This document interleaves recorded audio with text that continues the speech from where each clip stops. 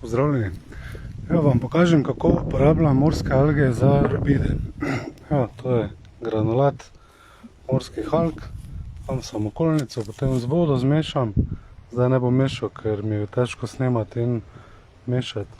Ampak z vodo zmešam, da aktiviram. In potem lepo dam na vsak grm nekaj malega. Evo, tu sem že zadnjič naredil.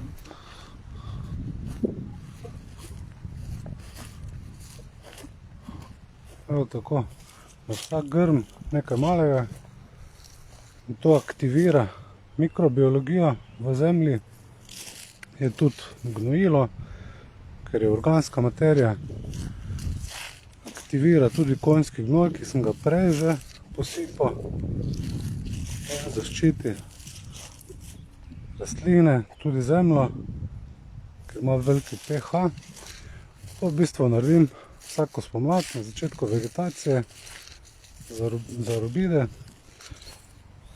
Potem pa še foliarno z Biokompleks 900, torej tekočimi morskimi algami.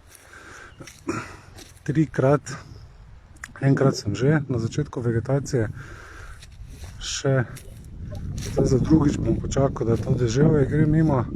Torej po deževju, ker je tudi nevarnost plesne, bom uredil tudi te plesne z algami.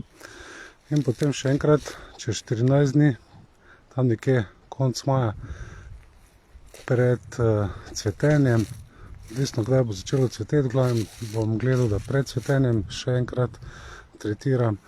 In kasneje z manjšimi dozami, samo v primeru neurij, večjih nalivov in tako dalje. Evo. Lahko pogledate tudi na spletni strani rjavemorske-alge.si, kjer sem pripravil za jagodičeve.